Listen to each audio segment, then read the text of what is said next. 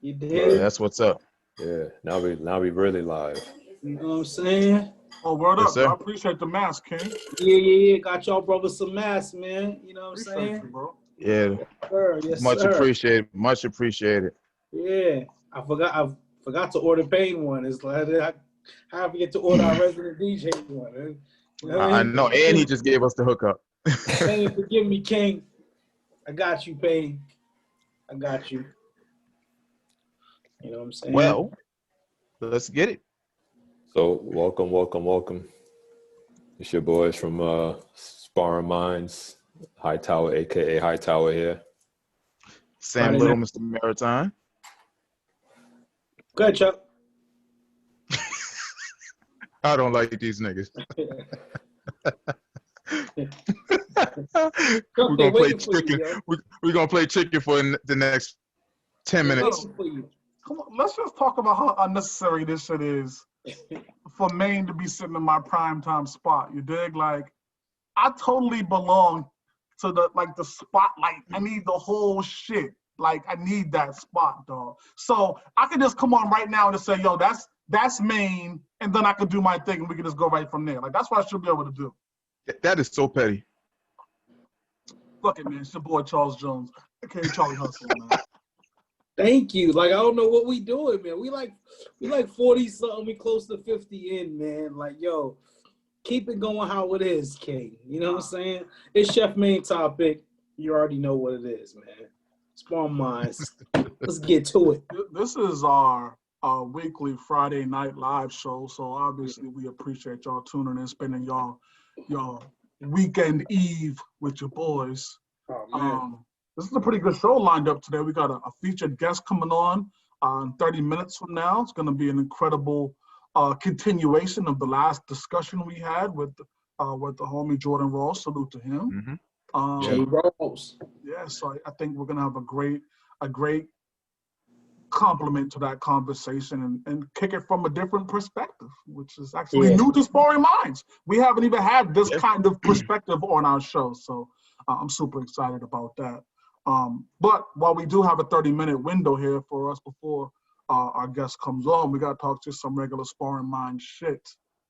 First off, the disappointment that your boy feels right now is super crazy. Shout out to the boy Hightower. I'm gonna give him his little 30 seconds to shine, his little victory lap. I just realized. But Coming to That's a America disappointment. did totally destroy Harlem Nights in the finals of the Sparring Minds comedy bracket. You know, so your boy made it to the finals this time around, so I'm happy about that. But you know, we want rings, we don't want run around. So AT, the floor is yours, man. First and foremost, I'd like to thank God. Oh Jesus. Listen, man, I couldn't do this without the fans, not the fans. The votes. Thank you guys for voting on clearly the superior movie. Coming to America is just a classic. I'm honored to have represented it in the championship. Yeah, God bless and good night. I guess that's all I got. Listen, I think it leads to what we've been talking about here, where we're going to get the listeners in to pick this next bracket, and I'm pretty confident that I'll be in the finals in that one too. So, have we talked about that, Maine? Have we decided how we're going to lay this out for the folks so that we can start getting that built up? So what I think the plan is that collectively, the four of us will each throw out a certain thing that we want to make the topic for, and we'll give the viewers four choices to pick from, and let them decide and vote and put a poll up and kind of see whichever one is the most picked, most voted on is the one that we'll go with. You know what I mean? So we really got to dig in our bags and come up with some good stuff, you know, for them to choose from. Oh, yeah. You know what I mean? At the end of the day, you know what? I promise you, the four choices we picked, somebody still won't like them. But it's all good. We still love y'all. Just want y'all to rock out with us. We were thinking about you guys when we did this. You know what I mean? So, yeah, just rock out with us. And again, we're gonna have some pretty good choices for you guys to do, for the next bracket. In the meantime, we have a little something we're working on behind the scenes, and that is our own verses that we're supposed to be working on and doing. It was a week ago I said this, right? We laid the draft order out, and it still hasn't been picked. So I think maybe we should just go ahead and get that moving next week, and kind of give the people some time to wait on the draft. Fuck it, give them another week to wait and pick. There's 4 names, there's 4 of us, it's just 4 things you gotta pick. But hey, fuck it, let's drag it on for another week. You know what I mean? So what should we do, King? So do you want to go with our verses first, or do you want to go with how you want to play it? What we need to do for ours first is just draft. Okay. Who we have. There's See, 4 names. That's what he's been waiting on, and I've been fucking with him with it. Because you're the fucking first pick, my nigga. You have the first pick. That's cheating. That's cheating. I'd rather do it the fair way, the God, right way. Here we go again. See, I'm the more reasonable guy here. Hightower won't say much, but I'm the more reasonable guy here. Where it's like, I want everything to be fair and square. I don't want no one to whine. I don't want to end up winning or Hightower end up in here. You're the biggest person that whines and complains in here. Oh, I got you. I got to be the biggest critic. I got to be the biggest critic about everything. I got to make sure you guys don't fuck up, mess up. BB and CC. That's who you down with. BB and CC. Whinings. You got the first pick. You got the choice of Big Daddy Kane, Rakim, LL Cool J, and KRS-One. You got the first pick. We're waiting on you. But that's that loser side. How I see my screen, it's the loser side over there. Please. This side I'm on is the winner's circle with Mia Hightower. 4 tournaments, 2 wins for Hightower, 2 wins for Main Topic. It is what it is. But every time I turn around, Chuck tells us we wrong about something on here. Listen. Y'all wrong about the real life shit. And the people voting just got y'all just like gas trying to make up for some other shit to get y'all. Come on, man, knock it off. Well, the fans don't like me like that. I mean, tell me about it. It is what it is. You know, see why they don't like Chuck. Maybe next month we'll get our verses going on. You know what I mean? So yeah, it looks like the comedy. It looks like the bracket for the fans. For the viewers to decide will be the one that we'll put out there next, and we'll hold off on our verses. And whenever Mr. Little decides to pick this thing, is when we'll make it happen. Yeah. Well, we'll get something. I already been inboxed about what we should do for the fans. I've been inboxed a couple of times by a few people. Listeners, we don't use the word fans around here, King. Yeah, exactly. Yeah. Viewers. These are people that got our back. So yeah. Man, fuck that. They my fans. Oh shit. Black Be Jesus. mad at me. Yeah, that's it. So Get mad. Fight we'll me. get y'all something next week to vote on, and hopefully have a little bit of fun with that. Also, as we talk about these brackets, normally around music, we got the verses coming up. Are we gonna do the verses? Have we decided on that? When exactly is that? I think it's Monday, right? Monday. It's Monday? Oh, okay. Randy versus Monica. For those of you who may not be aware. So y'all tune in to the Sparring Minds group page. We'll broadcast that for y'all live as we normally do. We want to be consistent. We want to make sure we deliver to y'all, so we're gonna do that for you. Any early guesses on this one, fellas? Monica. I'm Team Monica all the way. I like Monica. I think I probably like her music better, but I think Brandy's gonna mop her up. I do think that. Mop. Yeah, I think she's gonna mop her up. Yeah, I got Brandy, but I definitely don't see Brandy mopping her up. Monica has some low key joints that she's gonna break out. That's, you know what I mean. So Monica got a sneaky good catalog. You know what I'm saying. But I do have Brandy in this, but I have it being pretty close. Capo. I don't really listen. I said before that this is not really my genre. It's not really my niche. You know who they are? You couldn't stop it. But what I will say is, like, Wifey played some Monica cuts. She just played, Alexa played Monica, and she was playing Monica for a little while, and Like Monica got some shit. So, you know, if I had to make a choice, I'd lean towards Monica. You know, I like Monica. You know, I'm gonna take some abuse later. Precious, you know, she's a big Brandy fan. You know, Oh, really? yeah, very What big up, Brandy fan. Yeah, she just said it on the comments. So I had to. Oh yeah. She's going straight Brandy on this one. I ain't mad at that. I mean, you know what's funny about Brandy is that like she was singing with a lot of old heads, a lot of older women. You know what I mean? Like you could catch her on a song with like featuring Shaka Khan or some shit like that. Like that's the kind of music she was into. While Monica was doing a lot of shit with the hip hop niggas. You know what I mean? Like so, I just think it's a little bit different. But I'm for it. I'm here for it. Brandy got her version of some hip hop joints too. You know what I'm saying? She got a few. Yeah, she got some for sure. Yeah, The only one I can think of was her with Mace. I can't think of nothing else. Yeah. The Sitting on Top of the World joint. She got a joint with T.I. who y'all be sleeping on. So y'all just stop it with the T.I. love. Yo, but okay, right. So while we talk about T.I. real quick to just bring that up, it's funny that him and 50 had this thing going back and forth, and now it was a play on 50 has a new show coming on. I believe it's CBS or Fox or something, and T.I. is the star of the show. Nice. I like that. Nice. Smart. It's about, and T.I. is playing, he's playing the hip hop police, Derek Parker, I believe is what his name is. And so it'll be about, they'll show stories about Jam Master Jay, Biggie, Tupac, all that kind of stuff right there. So salute to 50 and T.I. for being shrewd and fooling us all and having us think one thing when it's something totally different that they're working on. Yeah. You know Jam Master Jay, wasn't he the one that introduced us to 50? Yeah. Yep. Okay. Yep. Jam Master Jay was. You know what I mean? So salute to that. You know what I mean? That was good. I saw that today. And also I believe next week, Labor Day weekend, Power Book 2 is coming out with Mary J. Blige and Method Man.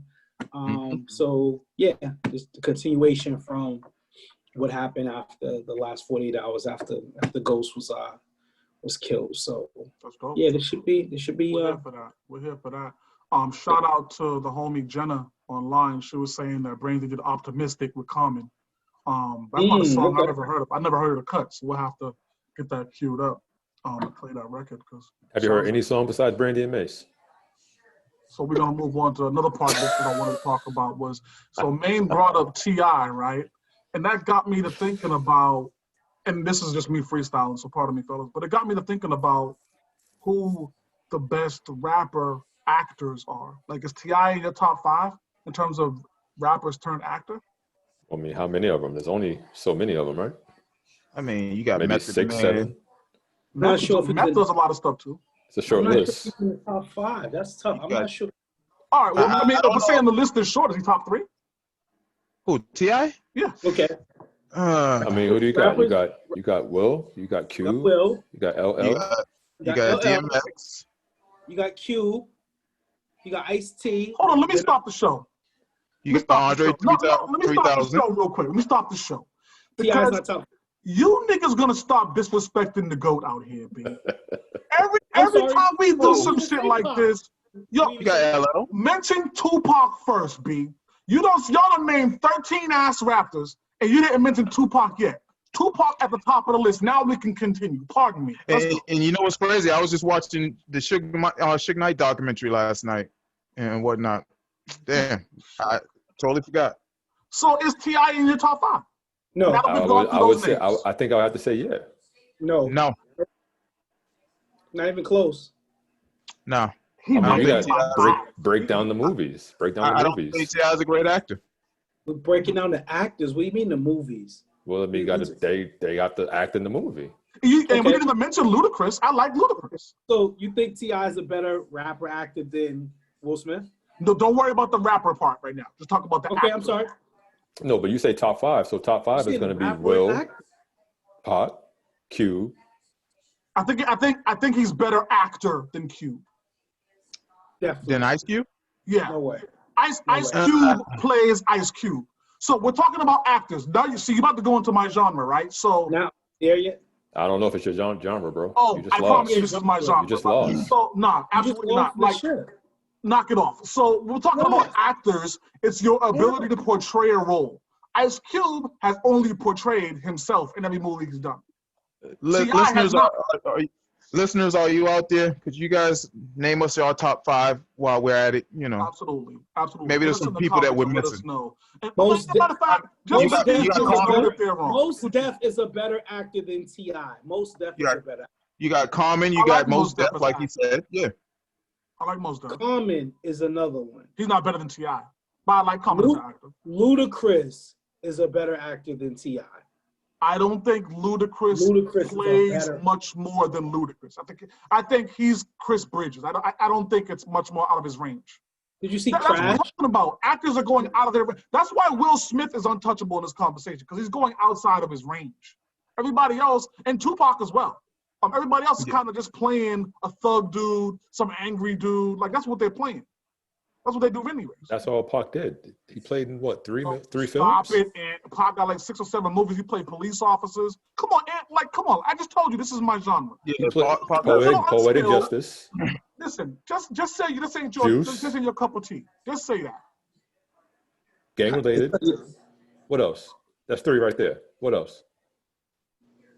Okay, so this is genre. Let's go. What we're talking about here. Okay. Clearly, it's not his genre. Wait. But y'all are forgetting about Queen Latifah. What has she acted in? A whole lot of shit. Oh, yeah, she's acted in a few things too. We naming all the guy rappers. We haven't mentioned any women rappers. I can't remember a film with her in it. She did Chicago. She did Ringing Down the House. Set It Off. Set It Off. Yeah. I mean, you got Lauryn Hill. She did a movie where she lost all her. She was about to die, and then they realized it was a mistake. It was a movie she did with Common, I think it was with. Oh, that was I remember that. Yeah. That wasn't the basketball movie, was it? Yeah, the basketball movie. No, it wasn't a basketball movie. Because Common was the ball player. Oh, maybe he was. Just right. That's exactly what it is. That's exactly just right. Just right. She was in Brown Sugar too. She has some. Queen Latifah definitely got some good roles. T.I. is not in the top 5 though, but definitely not in the top 5. No way. He's not. I think Latifah. I think Latifah might bump him. He's 5, 6, 7. He's in that range. Shit, Bow Wow might be better than T.I. We're gonna move on to a different kind of conversation. See, no wonder why this is the loser side of the bracket as I see it. Chuck and Little right there, yo. The loser side. We're talking about rappers here, which obviously has to lead us back to a conversation about the Rough Riders documentary that was happening this week, fellas. And I don't know if Hightower, Little, I don't know if y'all keeping up with this, but this first off, before I jump off the ledge, tell me what you think about the documentary. Just wasn't long enough, man. It felt like so much was left out of it. Like they just highlighted certain things, but there's just so many.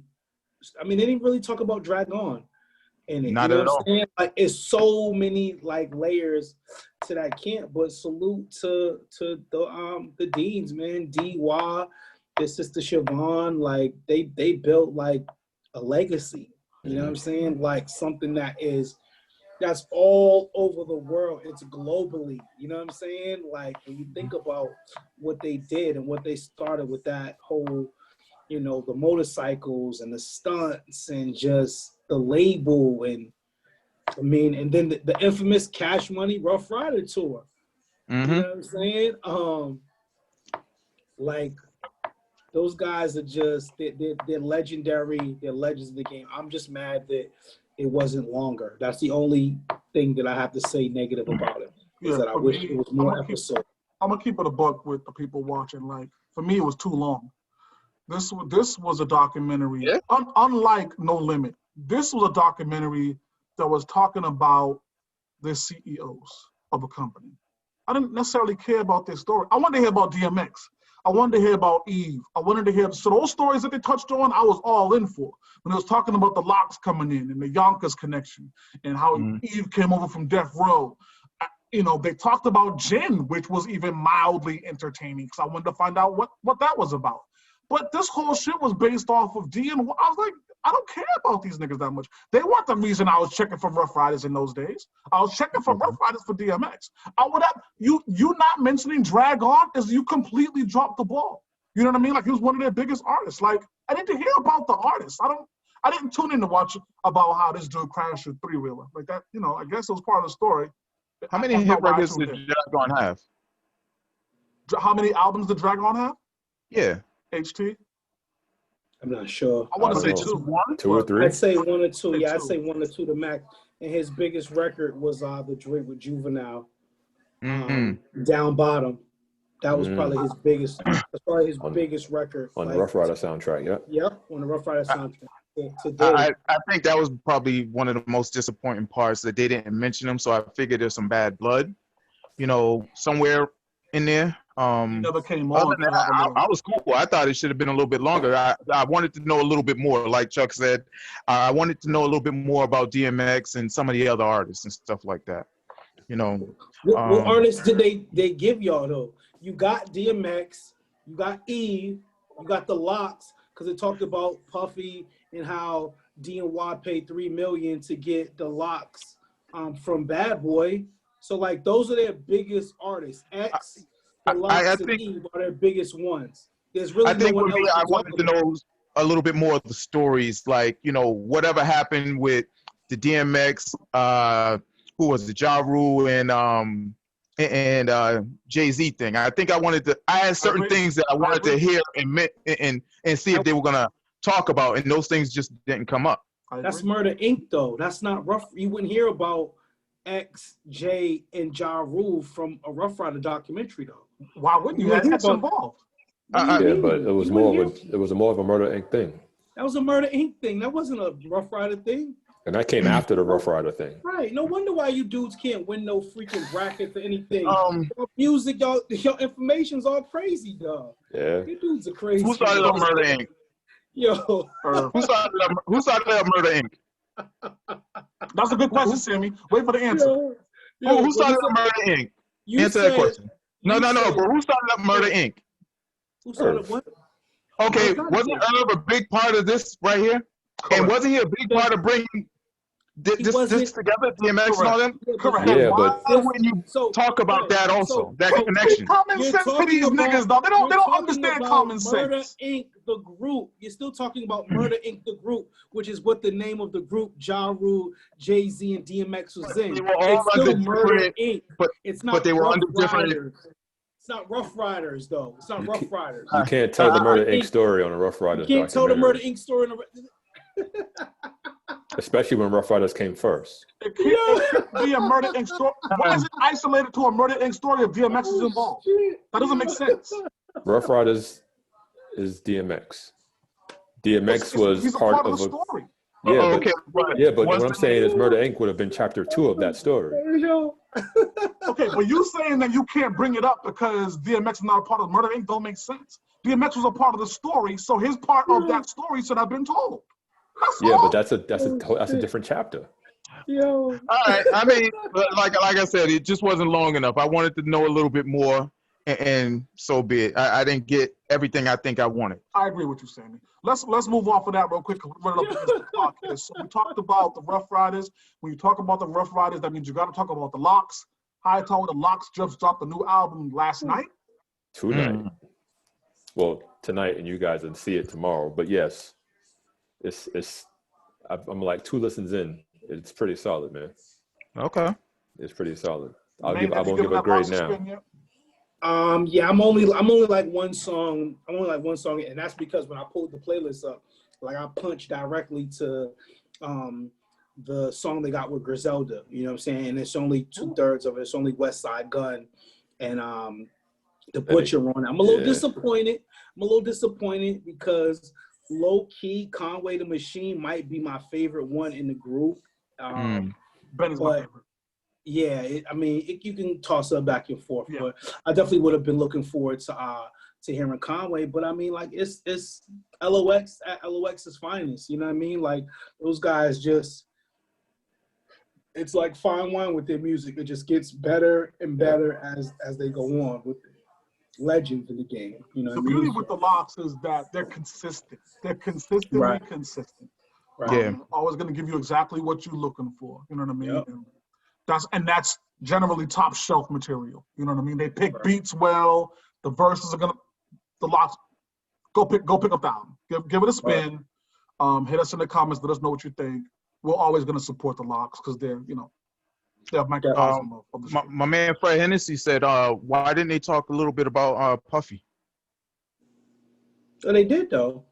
They talked about Puffy. I'm not sure how much you want. They talked about when they were trying to get the Locks off of Bad Boy. Yeah, see, I would have liked a little bit more on that.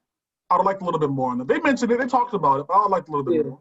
Or let me guess, Ant, that's not part of the story. That's what we're saying? The part of the story, that's his bad boy. The part of the story that was necessary was in the documentary. They could have touched a little bit more. You can't bring Locks in without bringing in the Puff piece. They brought in the Puff piece. Now you need a Puff story, you need a Bad Boy story to now connect everything together, just like you need an Earth story. We're up against the clock. So let me give a couple of shout outs. I don't know if you fellas have any shout outs. If you want to give me real quick, let's do that. Dominic Smith of the New York Mets, who had who was moved to tears speaking about the war on being black in America. As of recent, a lot of sports figures have been, boycotting their sport. And, I just want to give a shout out to him, for saying his piece and whatnot. That's incredible. I mean, I'll piggyback off of that and just give a shout out to all the athletes who are attempting to use their platform to, bring about some change in the environment we're in. It takes a lot, and it's not as easy as people think it is sometimes, but you got to commend these guys for the effort they're making. Yeah. So salute to them. Yeah. Any of you guys mad that they're about to resume? Yes, but we'll talk about that on the later show. Yeah. But I am, all right. I am upset about that. Mano, any shout outs for you, brother? Nah, man, no shout outs. Just shout out to all the athletes, man. You know what I'm saying? That's out there making a difference. Again, not an easy job, but it's amazing how, these young people absolutely get it. You know what I'm saying? So salute to all these athletes, man. Like I said, I would have been cool either way if the season didn't resume or not. I totally would have been okay with it. I totally understand some things are absolutely bigger than sports. Yeah. You know what I mean? Absolutely bigger than sports. So, again, shout out to all the athletes that's doing that. When I say that we're up against the clock for the people tuned in, it's just that we are featuring a special guest this evening, and that should be happening in the next few minutes. But before we get into that, I did want to do my shout outs. I want to shout out the Black National Convention, which is always a legendary gathering. And they're down there discussing today. In fact, they were down there discussing just, the same things we've always been discussing: racial rights, racial profiling, racial, all these different topics we've been talking about for 100 years. You know what I mean? One of the things they're talking about down there is, I can't think of the term right now, but us getting money, reparations, pardon me. And I have some thoughts on reparations. We'll talk about that in the future show, but I wanted to shout out just the entire gathering. I think that's always incredible. I also wanted to shout out Marcus Houston, former R&B guy. He's 38 years old, just got married to a 19-year-old. That's a shout out?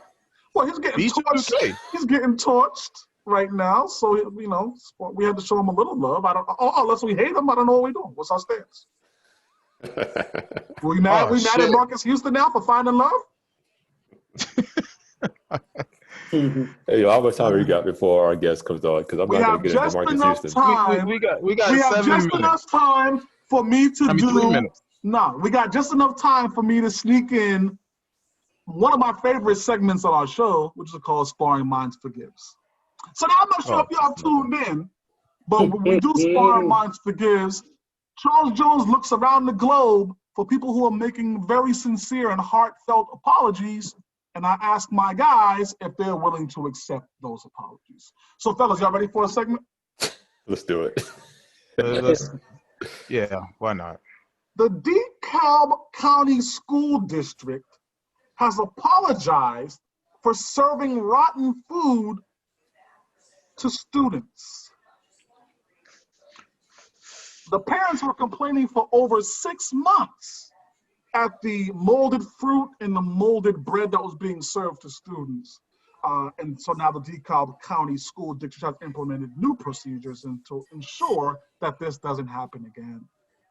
Sammy, are we Hey, man. accepting the apology from the DeKalb County School District? Hey, man, could I speak for you too, or you wanna do your own little thing? You know, we're both from the food world, so you might want to do your own thing, right? Yeah, I'll let the other man speak for me. Sorry about that. All right. No problem. I had to ask first, but nah, get them the fuck out of here. There's nah, man, no. like how did they pass the health board? I mean, and this has been going on for what, 6 months? Right. Over 6 months, yeah. With people complaining about this. Yeah. And I bet it was a black community too, right? It was. Of course. Get them the fuck out of here. Jermaine, man. are we willing to forgive the DeKalb County School District? Absolutely, positively negative. I actually wish I had 2 more hands so I give them 4 thumbs down. Okay, get them all the way the fuck out of here. Hightower, come on, we gotta offer some forgiveness here. Are we willing to forgive? Not in this case. They can get on with that. Okay. So that means you're gonna take the forgiveness. You're gonna forgive him? I'm gonna plead. I don't get involved in these. I just wait for y'all to offer up their opinions. Okay. We'll move on with no apology accepted for DeKalb. Way to tap dance. There is a gentleman named Brian Lee Johnson in Santa Cruz County, California, who was standing outside of a building that was ablaze. It's called the CZU Lightning Complex that was on fire. And while the firefighter was helping put the blaze out, Brian Lee Johnson stole his wallet and went to buy over $1,400 in online purchases. So Hightower, are we forgiving Brian Lee Johnson for apologizing for stealing the wallet of a firefighter in action? I have so many jokes here, but I'm gonna keep it straight. Nah, no forgiveness on that one. No forgiveness on that one. Unless, of course, I'm not gonna do it. Go ahead. Politician, come on. Yeah, you know him. He's PC. He ain't gonna say no shit that's controversial. Maine, are we forgiving Brian Lee Johnson? Nah, man, I can't forgive him, yo. Cuz was coming out to help you out, you know what I'm saying? Like, doing his civil duty, you know what I mean? And the least thing you want to do is steal from someone that's doing something like that for you, man. So, nah, get old boy the fuck out of here. Sammy. Was the firefighter a Trump supporter? See? Here we go. Here we go with him. I don't want to go there. The article doesn't state. Okay, well, nah, we can't forgive Brian. Nah. Okay. Wait, did he get caught or did he just? He got caught later after making the purchases online. All right, I mean. What an idiot. Nah, I can't forgive him. You deserve to get caught for doing stupid shit like that. Like, oh, I just stole his card and I'm going to go on Amazon and order all this stuff. Yes, we did.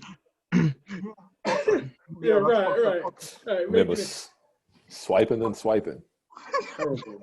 No Dora the Explorer, man. Do we got one more? We have more. Oh, we got more. All right. And this is something you guys may be familiar with, actually. There is a young lady on Love and Hip Hop named Masika Kalisha. And Masika has apologized for fake kidnapping. So apparently she was in a film, and part of the role she was playing, she was beaten up, and she was in full makeup for that. She then went on social media and posted something about her being kidnapped. She said later that she realizes now that it's distasteful, that she shouldn't have done that. Sammy, are we accepting the apology of Love and Hip Hop actor Masika Kalisha? Boy, I tell you, people just want attention. Nah, I'm not accepting it. Nah, we can't play games like that. Can't do that. Mano. Absolutely not. Like, what is wrong with people? You don't put that kind of energy out there. You know what I'm saying? Like, nah, that's not cool at all. You know what I mean? So, yeah, damn, these things are writing themselves. Like, these people are not giving them. They're not helping make it easy. You know what I'm saying? They're making it easy for you. Yeah. High Tower, come on, we gotta forget somebody. I got two more, but you know. Nah, I mean, in today's climate, man, you can't play games with situations like that, man, because people get put under the jail with those type of allegations, man. Yeah. So, nah, get her out of here. That's real talk. We got two more things. I'm gonna get through them really quickly here. Here's one. Aaron Neal, a Chicago man, apologizes for live streaming himself breaking into an ATM. Man. Hold on, what happened? Aaron Neal live streamed himself? Apologizes for live streaming himself while breaking into an ATM machine in Chicago. Can we forgive the brother? Was he a brother? I assume. What's the name again? Aaron Neal. I don't know. That Neal. It can go either way. That ain't Johnson. We offer some forgiveness here. Two first names? Get him the fuck out of here. Get him the fuck out of here for having two first names. All right? Get him the fuck out of here, just for that alone. I don't care what else he did, but for having Aaron Neal, get him the fuck out of here for having two first names. High Tower. Nah, man. I mean, if you're going, what the Tretch say?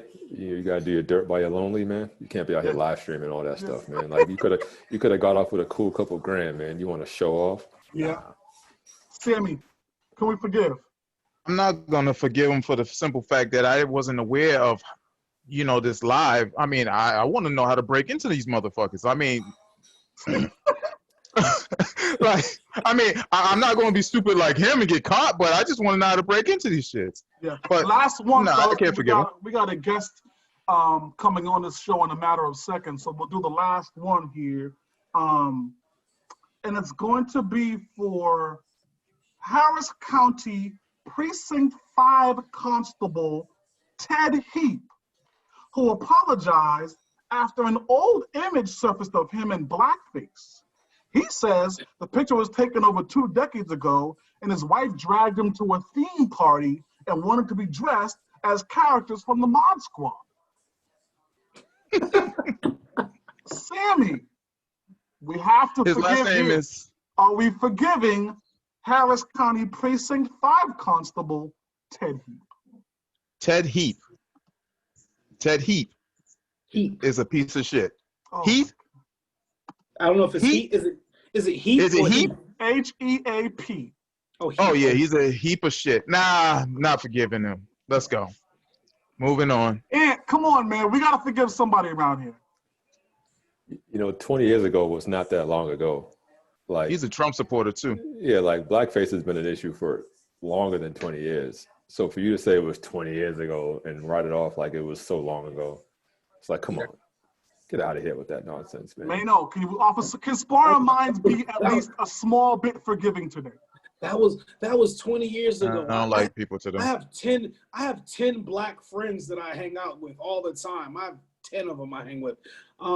No, Mr. Heap, get you all the way the fuck up out of here. Sparring Minds listeners, we appreciate y'all joining us as usual, and we brought in the fabulous D'ionna Conaway to join us here. D'ionna, first of all, before we even jump into anything, I brought you right into a middle of one of our most important segments, which is Sparring Minds Forgives. And I said that since you are a featured guest here with us this evening, we got to see where your forgiveness level is, right? You being a relationship specialist, your forgiveness level should be A+. So I'm going to ask you a question. Pressure, though. Okay. No. So here's the question. There is a Harris County Precinct 5 constable named Ted Heap, and he apologized after an old image surfaced of him in blackface. He says the picture is 2 decades old at a theme party that his wife dragged him to. Can we forgive a man like that? I mean, you can forgive anything. No, you can't. I like Should that. you? See? Should you is another question. Oh no.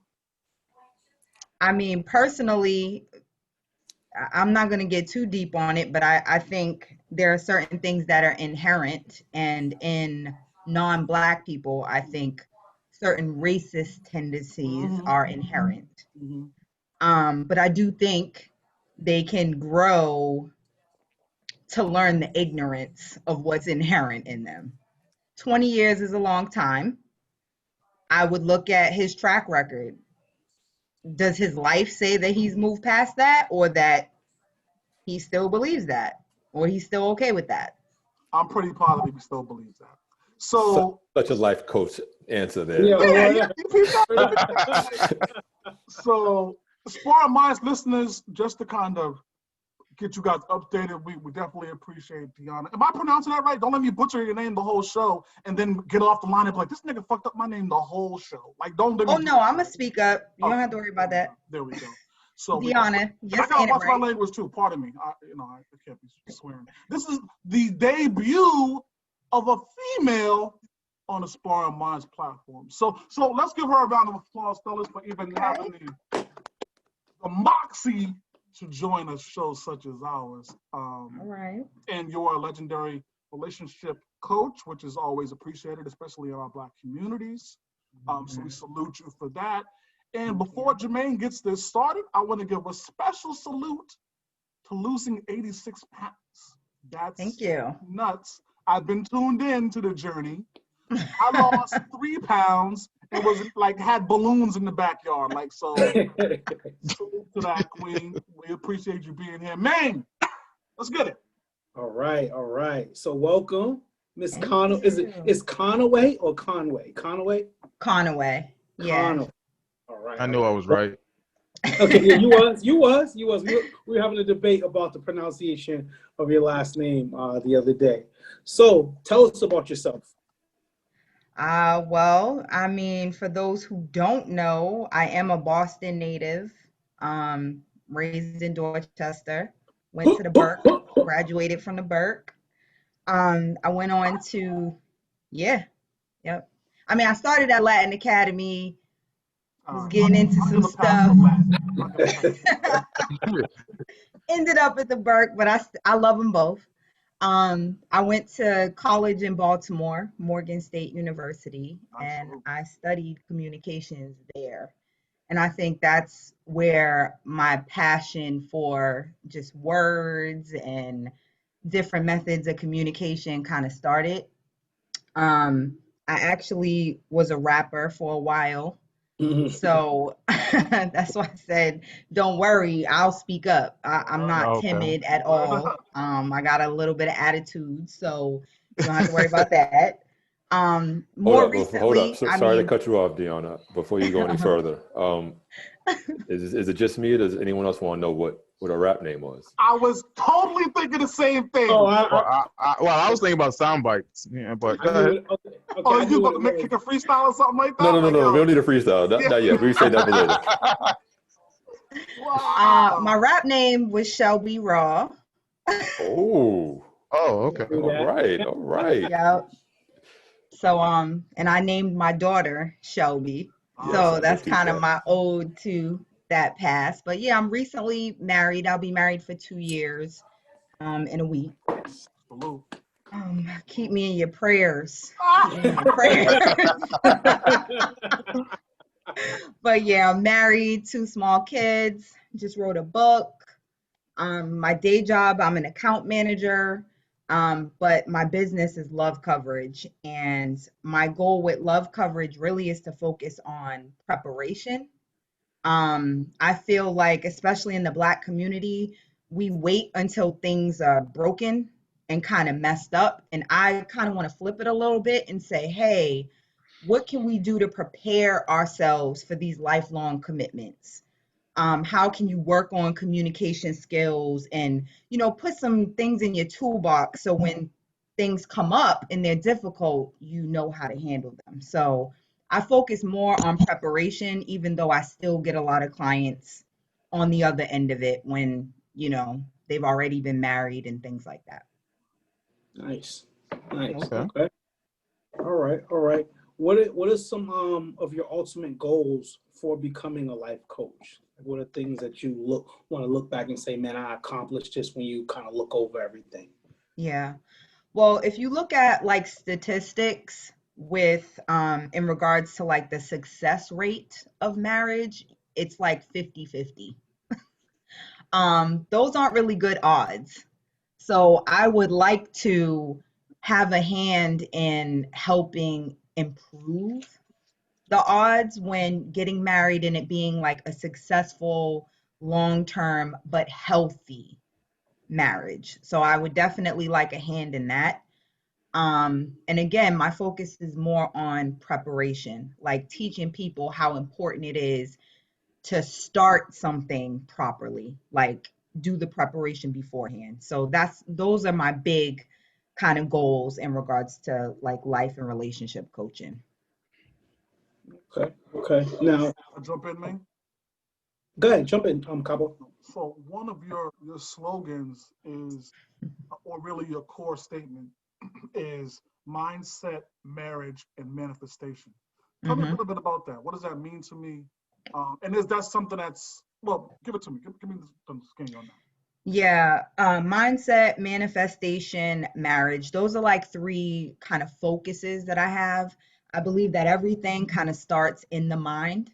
So any type of change that you want to make, whether it's physical, relationships, whatever, you have to get it here first. So I'm big on focusing there first.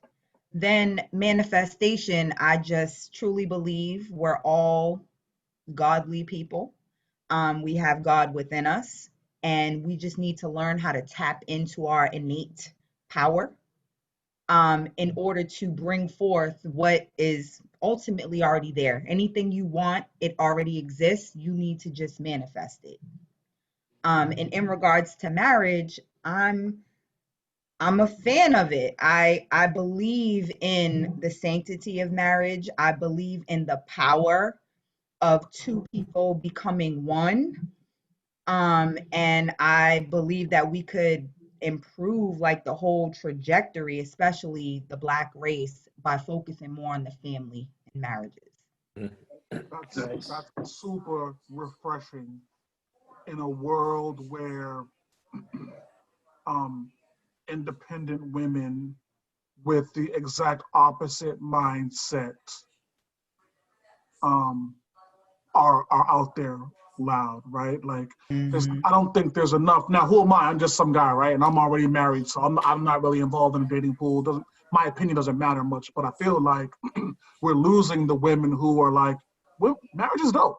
Like, we're losing them to the women who are saying, oh, marriage is chips. I'd rather just chase my career. Marriage is, like, I don't like, and I'm saddened by that, because what does that mean for the future of the Black family? And not for nothing, I'm a really good example of exactly what you're talking about. I had kids a little bit later. I got married a little bit later because I was that woman, extremely independent, traveling the world, building a career. And I was very loud about it.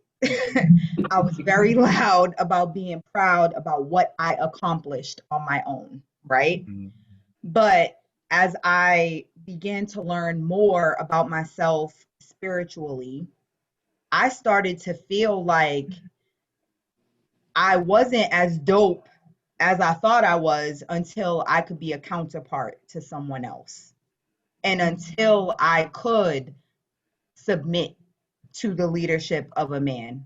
I literally came to that realization. So I do believe that's a part of my calling too, because I'm that woman. I did all of that. I was yelling like, oh, I don't need a dude for that.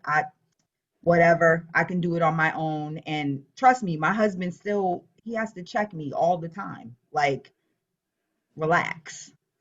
So I'm the perfect person to tell women about this. So if I could jump in real quick. Good. Because and we'll get into more of this later, D'ionna, but How do you react when he says to relax? There's a reason he's my husband.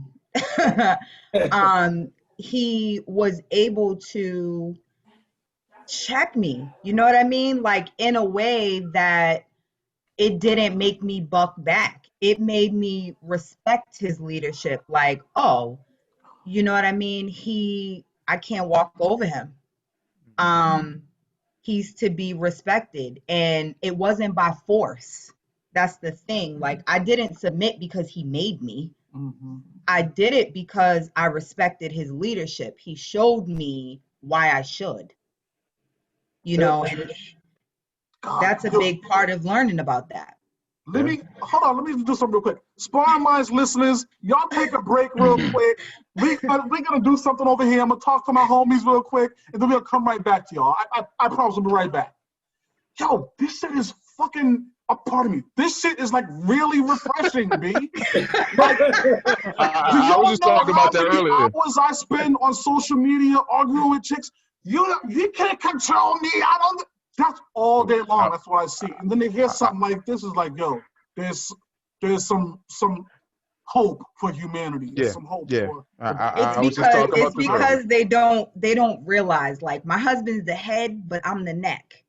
When they start to see the power in the submission, they would get on board. Like, I love it. Okay, sorry, we're back, y'all. We just had to take a quick break. I had to talk to the folks real quick. Mano, you can pick right back up, King. Go ahead and do your thing. I'm sorry. Oh man. So question. How did you go from wanting, because you talked about your music career, how did you go from music to want to be a life coach? Or was that the transformation in between, like college, music, and then a life coach, or was there something in between? From college, in college, I was doing music. Yep. It was going good. I was picking up a lot of steam, like local celebrity in Baltimore. Like, it was going really well. But I didn't like what was coming with it. Like, I liked creating music. I loved being a female in a male-dominated kind of industry. Like, I loved the attention and all of that. But I realized, like, I didn't have any privacy. I was under scrutiny, how I looked. It really made me body conscious. I just didn't like that part of it.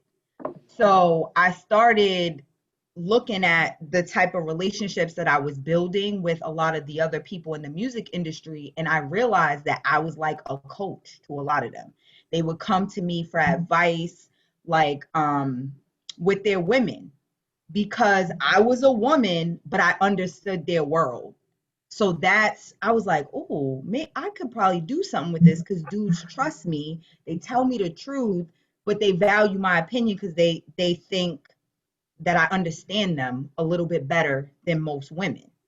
So I started capitalizing off of that. And I just started telling people, like, oh, well, I'm a life coach and I don't do nothing for free. So if you want me to give you advice, like, give me $20. Like, it started small. Like, let me just make sure I get paid for it. And then I was like, okay, people are willing to pay me for this. Let me go get some credentials so I can charge them more. And then I went and got certified as a coach and was like, okay, well, now I charge this. And it just went from there. I mean, she got a communications degree, you guys. She was like, she was giving them bars out one way or the other. Right. Exactly. Real talk. I've done some additional research, and I've subscribed to your YouTube channel, and I'm a big fan of what you're doing over there. Thank you. So one of the videos I was watching was what to do before saying I do.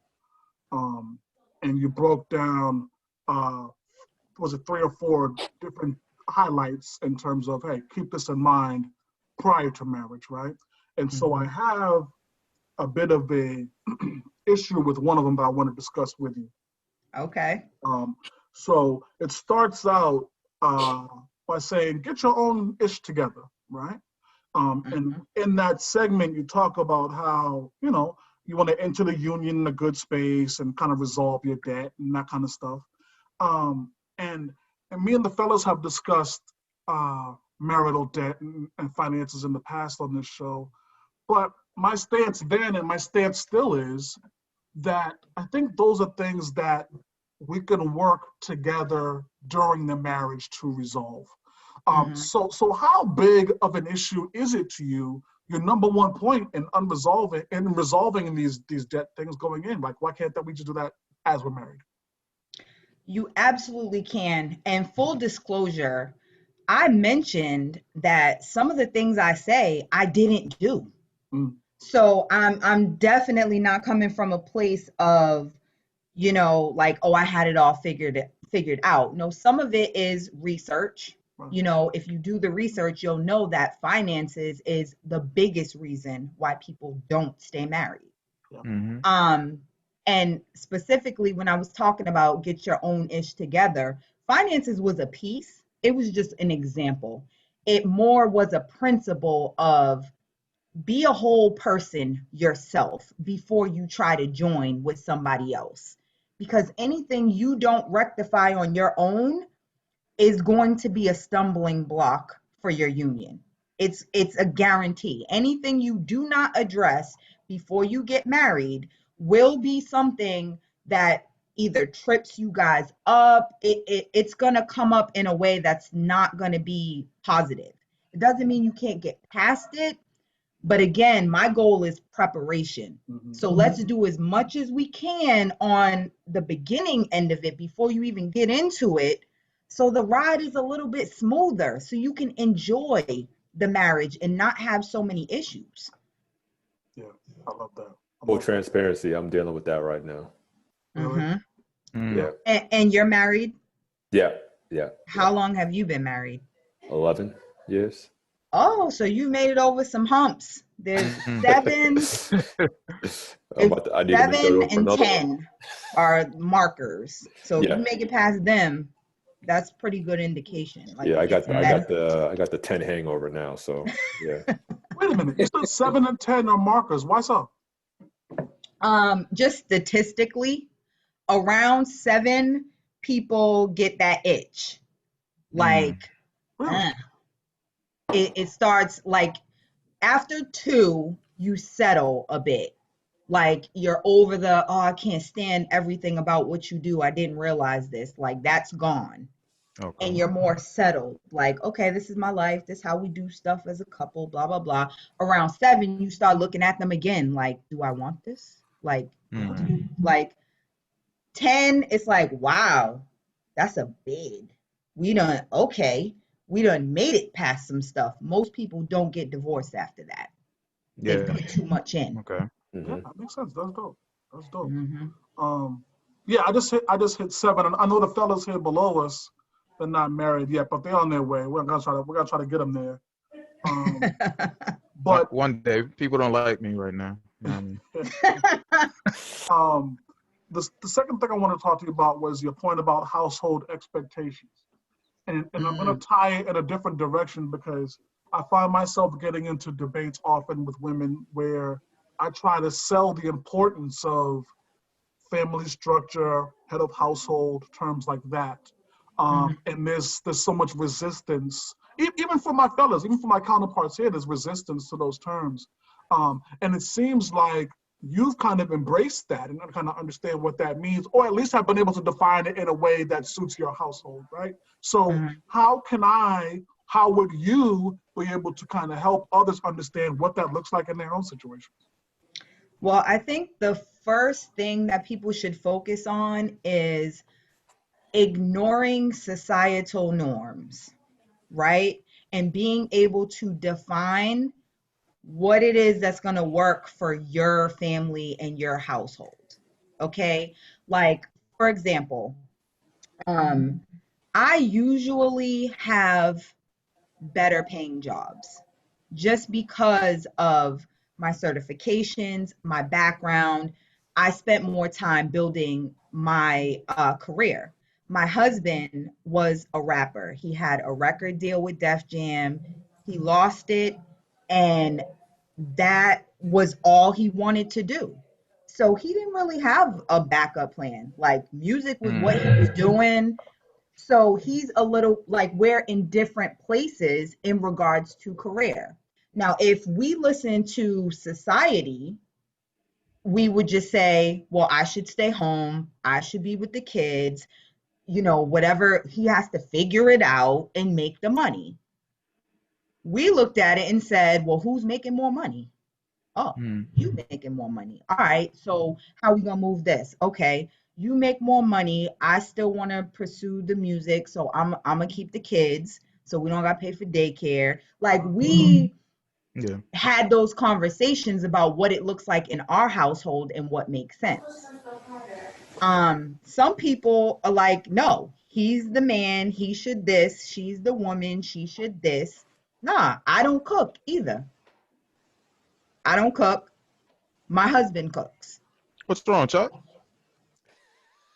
Right? And that's the response we get usually, right? But in our household, he loves to cook. It's not a job for him. He doesn't feel resentment about it. He loves to do it. Now, will I cook sometimes to relieve him? Of course. When he wants certain things, do I do it? Of course. But that's not traditional, right? So I'm telling you two things that go against traditional norms. And then the other part of that is, so what? I have the career. That doesn't put me as the head of our family. He is still the head of our family. He is still the ultimate decision maker. When we are thinking about a purchase, I don't say, well, you know, most of our money is from my job. So I don't say that. You better not. No, but some women do. Some women do. Some do. You're right. I don't say that. We have one account. We talk about everything. We make the decisions together. And he has the. There we go. There we go. The one account just. Y'all knew. I heard it. It wasn't gonna slip by. So let's just confirm. Oh wait, something. but I watched that episode. I still have a personal account. And so Hey. Thank you. Hey. Never mind, man. I'm gonna give her like the gold award right now, and then she ruined the whole perfect. Thing. But that's dope because you know they found what works in their relationship. So that's real dope. Right, and that's it. I mean, that was the point I was making. Is do not go by societal norms. You have to look at what you're working with and make the adjustments and just talk about it, have the conversations. Now, if he didn't like this setup, we would do something else, you know, and that's just what you got to do. I'll kick it back to you, man. I got two more questions, but I want to go back to you. Oh, man, this is funny. So my next question will be with the pandemic and the way the country is going and stuff like that. How has being a life coach been for you? It seems like you would be doing that a little more than ever, just from relationships, just personal stuff. So talk to me about what it's been like for you as a life coach during this pandemic. Well, I'll be honest, during the pandemic, it slowed things down completely. And the thing and why I'm not able to do it full time yet is because I spend most of my time telling people why they need it versus spending the time helping them. I have to convince people that this is an investment in your future. The same way you spend money on a course or you spend money on learning things or whatever, or even just spending money on fun. You should spend money on going to talk with a coach that can actually help you plan out some things and be an accountability partner for you to get things done. But most people don't see it that way. They're like, you charge how much? And I'm like, yo, I don't even charge you what a psychologist would charge you or a therapist, or trust me, it's pennies. It's less than you spend on a date. So You know, So it slowed down a lot. A lot. I got two things. So one is I know guys like myself, I struggle with not much. I don't struggle with much, but I do struggle with um, getting guidance on things that I feel I should know, or getting guidance on like relationships. Like I don't, I mean, I kind of feel like maybe it's an ego thing, maybe it's a pride Mhm. thing, but I don't know how I'd feel about taking premarital guidance. So, Mhm. so the question I have for you in this case, with me being that type of man, right? Mhm. My wife comes to you and she's like, "Hey, D'ionna, I want to have the premarital counseling. I want to make sure we're off in the right direction." But my husband's kind of like, "Yeah." What happens in those cases? Would you try to just speak with her one-on-one? Is the best value from your sessions coming when they're both there? How can that work when the husband's resistant? Um, well, I think it is best when you can have both people. However, one person is better than none. Mhm. So that's what I tell them.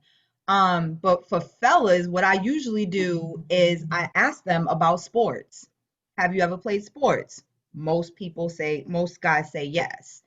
And I say, well, what does the coach do? And I'll ask you all that. What do coaches do in sports? Organization. Would y'all agree with that, fellas? Organization. Guidance. Oh yeah, Guidance, organization organization. give you Yeah. give you guidance. Guidance, right? Mm. Guidance. Yep. But the biggest thing about the coach, right? They're not actually in the game, right? They're outside Correct. Yeah, looking in. true. So True. they can see things that you can't see from your perspective because you're in the game. Absolutely. So that's how I kind of talk to fellas. I'm like, it's the same thing. I'm not here to give you an answer. Like it's your game still. I'm just on the outside looking in. I can make some observations. I can make some recommendations and point you in some ways that you could go and how it could work out, but it's still your choice. So that's Mhm. kind of how I position it. Is that is that an indicate, or is that a touching of the man's ego? How much has the man's ego valued in that, right? Because if you ask me, if you just said that to me and I'm sitting there with my wife, right? I'm saying, well, yo, I'm Peyton Manning. I don't really, the coach is just, A I do, formality. yeah, like I do this. I could do this without the Yeah. coach. You see what I'm saying? So I just wonder how much pushback you might get from a guy like me who's got an ego to where you can bring in any coach. I don't need the coach. You know what I mean? Then for a guy like you, I would ask you, how much do you love your spouse? Oh, yo, Mm. yo, that's cold blooded. Because now my wife got to be like, how much do you love me? And now I got to go through it. Yeah. I messed up, man. I would just say, That, you know what? You probably don't need it, but she does. So can you just come for her? mm. Mhm. Mm. That's a cold shot. Mhm. Good way to get you there. That's the only way to get you. Well, that was my follow up, man. I didn't want to cut it on you, but I had to follow up. But just threw me off my game. So I'm back to you, brother. You got it. So one of the biggest things, so it's rapper, life coach. How did you get into an author, and tell us about the book you wrote? Yeah. So, I mean, obviously, I've loved words all my life, and everything I do has something to do with communication or words. When I was very little, I told my mother I was going to write a bunch of books, and she brought it up to me while I was pregnant. She said, "You told me you were going to write a lot of books." And I'm like, "Oh, that's funny. Okay." So during my first pregnancy, I was on bed rest for 7 weeks in the hospital. Mm. And I just realized that I had a lot of information about being pregnant that nobody ever told me. I didn't find it in books. I didn't hear nobody talking about it. So I was like, I should just put this in a book then. I'm sure I'm not the only woman that's having these experiences. Let me put it in a book. So that's the title, What They Didn't Tell You About Pregnancy. And I talk about things that could be seen as negative. Like I talked about gender disappointment because I wanted a son and I had a daughter the first time. And I cried and was ridiculous about it for like a week. So, but I found out that a lot of women go through that. And I never knew that. Like I felt alone, I felt embarrassed. I didn't like it at all, but come to find out, plenty of women go through that. So I'm like, we shouldn't feel bad about it if it's common. You know what I mean? I talked about miscarriages. I talked about the changes in your relationship after you have a baby or like while you're going through pregnancy. And because I'm like, I don't know, I have a soft spot for guys. I just feel like y'all are real misunderstood by women. We So are. I try to always, Thank you. Thank you. I do. I have a soft spot about that. So I try to always incorporate something for the fellas, but also like bridging the gap so women can understand a little better. So in my book, I asked my husband to write his experience of me being pregnant. And I didn't filter it. I Mm. didn't change nothing he said. I let him talk bad about me and everything. I put it in the book. Authentic. Dope. Authentic. That's dope. Yep. Yeah. So talking about your husband's segment, how do you separate the wife and the life coach, like bringing that stuff home with you? Like how, you know what I'm saying? Like when you get to the door, like, do you just the mask off? Okay, I'm wife now. You know what I'm saying? Like, or do you bring the life coach into the home as well? Full disclosure, he's gonna watch this too. Yeah, I know So, he must. Yeah. full disclosure, it is not easy. Okay? Mm. Okay. It's like having the answers to something and still having to read the book with a person. Like, and he be having to tell me like I'm not your client. Like, Mm-hmm. Yeah. relax yourself. All He right. definitely has to tell me that. Yeah. So I'm not gonna pretend like, you know, I go out here and I help everybody and I'm perfect at home. No, I'm not. I'm still a human being that has to work on my marriage every single day.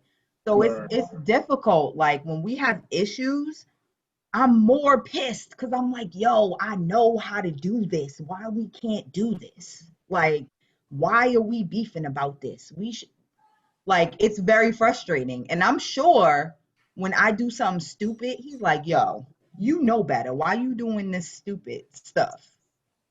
So it works both ways. He looks at me like, you should be more on point about this, life coach. And I'm like, yeah, that's cold. Oh, he threw it out there. he do. Oh, he does. And he will.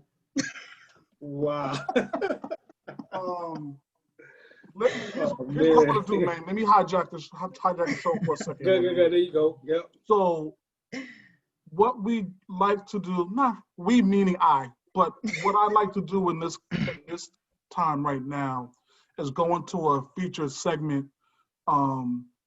Hightower, cue me up. All right, here we go. Uh-oh. Some of y'all can hear this.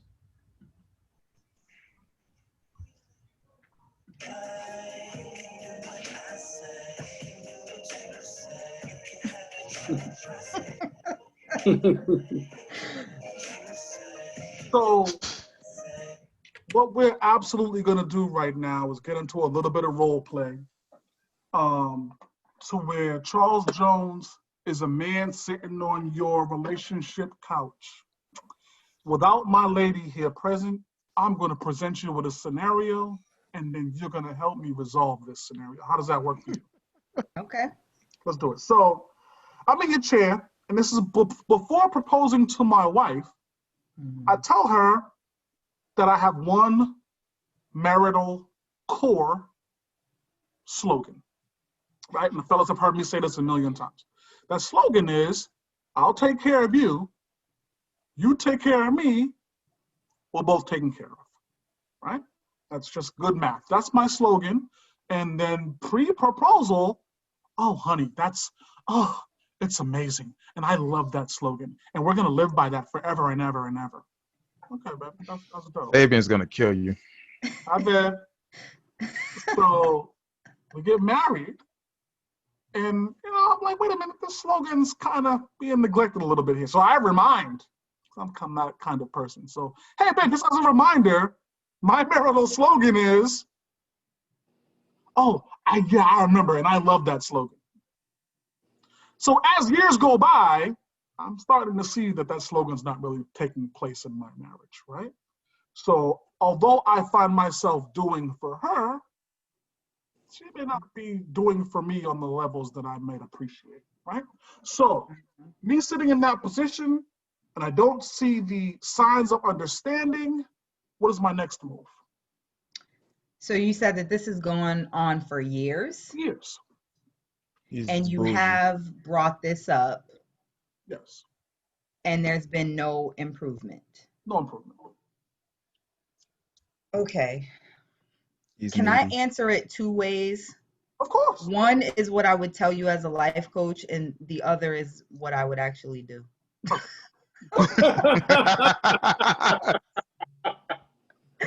So as a life coach, I would say if you're communicating something and there's no change, there's a possibility that the way you're communicating is not in the way that that person needs to hear it. That's the first thing I would say. A lot of times we think we're really clear because it's something we feel strongly about. However, it's that person doesn't feel strongly about that like that. So you have to think about your audience and how you're communicating it to them. Like, I'm a fan of what's in it for me. Mm-hmm. When you're talking with your spouse, obviously you care about your need being met, but in order for them to do it, you got to give them what's in it for them. So I would recommend talking to your wife and saying, honey, what's something you really love for me to do? And she's going to say, oh, I love blah, blah, blah, blah. Then you flip it and say, you know what makes me want to do that? Yo! Yes. When you blah, blah, blah. Yes. That's sneaky. That's very sneaky. Though. That's very sneaky. That's good. It's not sneaky. It is intelligently positioning yourself. Yes, it is. For success. That's another way of saying sneaky in my book. It sure is. That's all I heard. Wow. But that's good. That's real good though. That's real good. I like that one. Okay, but you mentioned that you were going to give me the life coach. So that's the life coach version. All right, I want the real answer now. But in real life, like if this was me, and I yup. And I keep telling my husband something, I'm not talking no more. Like, I'm going to do something that gets his attention. Not like vindictive. I'm going to be smart, though. I'm going to look at what I'm doing for him that I know he likes. What I'm doing for him that is making him excited. Oh, okay. You like that? You're getting a little bit less of that. Until I get a little bit more.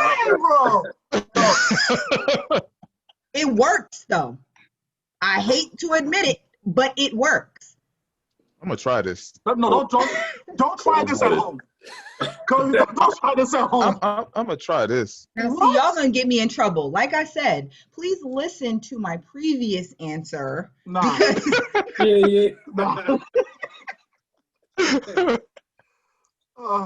Not like when communication doesn't work, you have to non-verbally communicate things.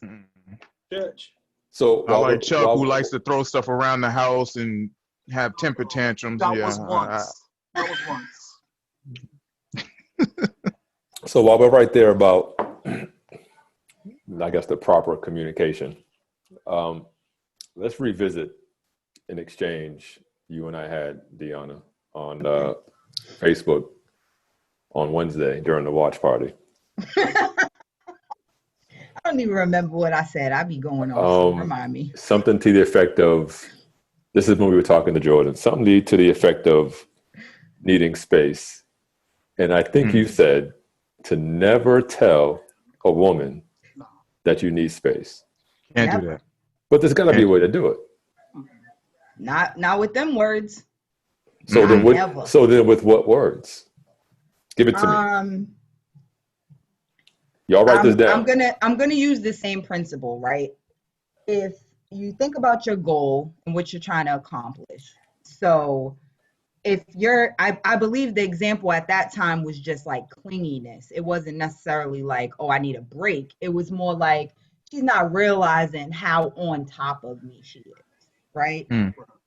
So women usually, and women, ladies, please don't take my lady card. I'm just really trying to help the fellas here, so I have to disclose.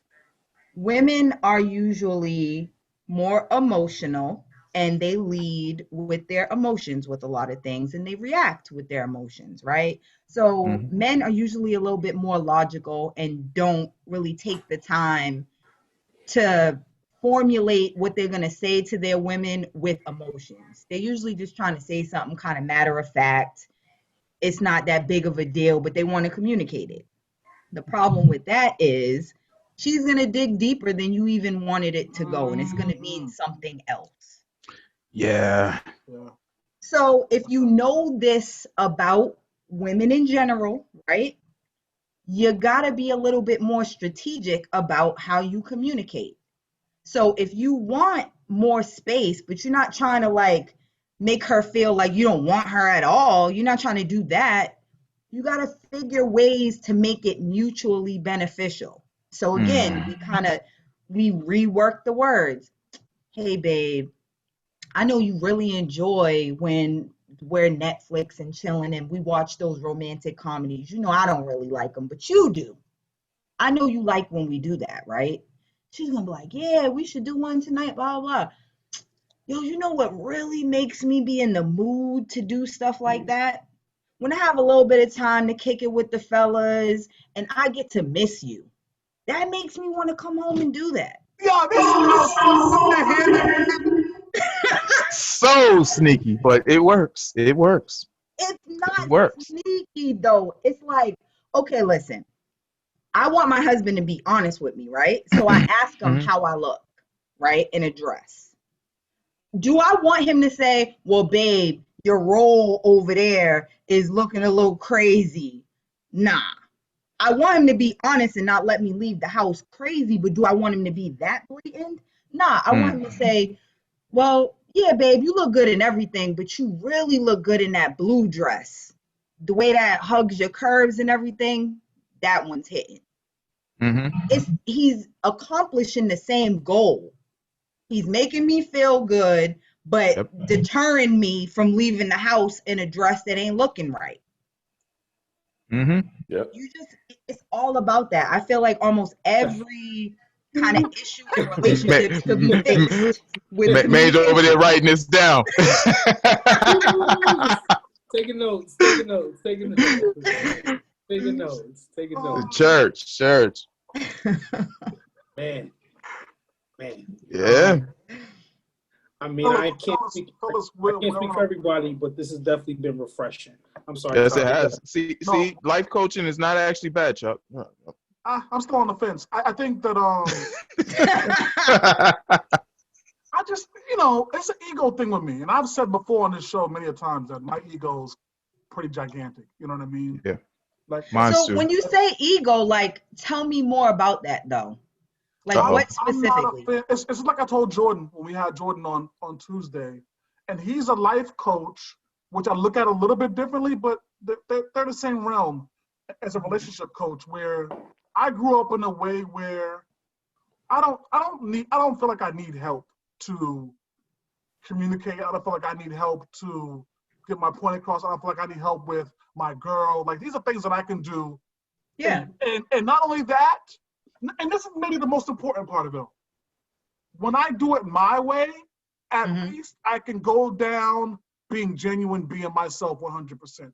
If I went to a life coach or a relationship specialist and they said, well, try this, then I don't feel as genuine as I would if I had done that shit on my own.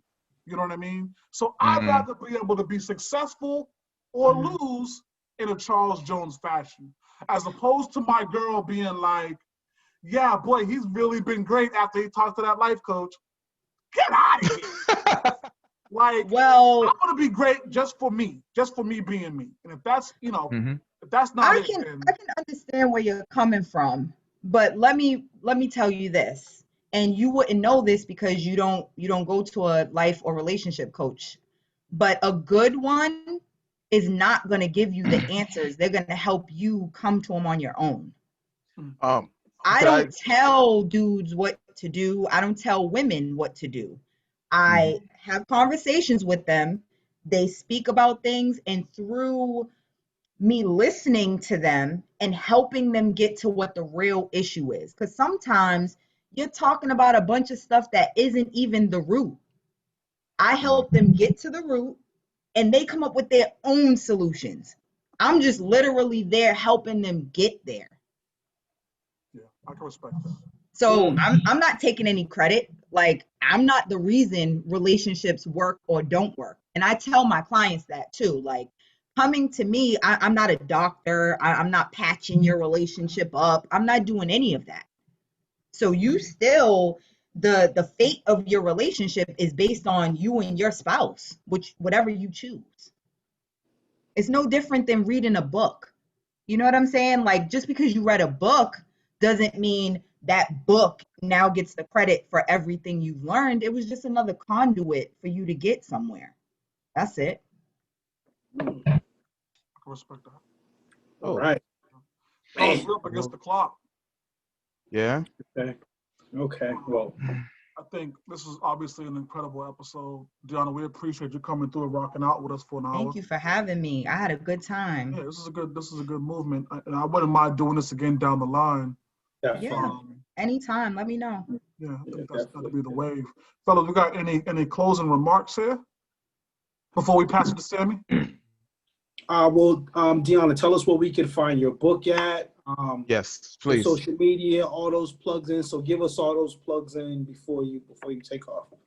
Awesome. So my book, What They Didn't Tell You About Pregnancy, is available on Amazon. So you can literally just type that in. It'll be the only book that comes up with that title, What They Didn't Tell You About Pregnancy.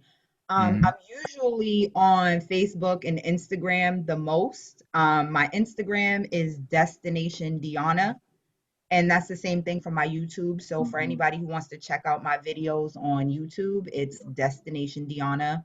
And my Facebook, for whatever reason, it won't let me change it. It's still Shelby Raw. So Hey.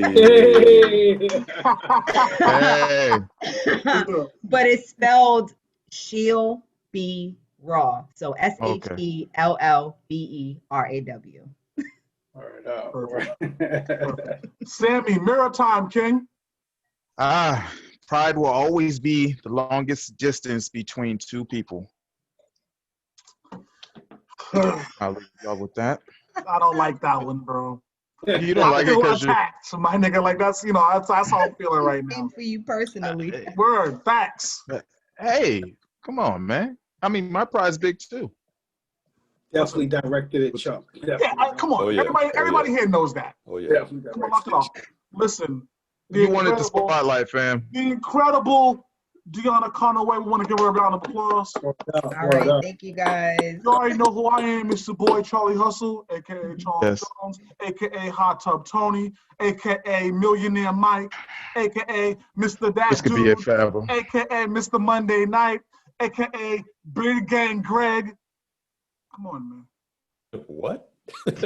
Big Gang Greg, huh? That was terrible. Greg. Yeah, that was a little overkill, brother. That one was terrible, by the way. Beard Gang Greg. I'm keeping it now because you don't like it.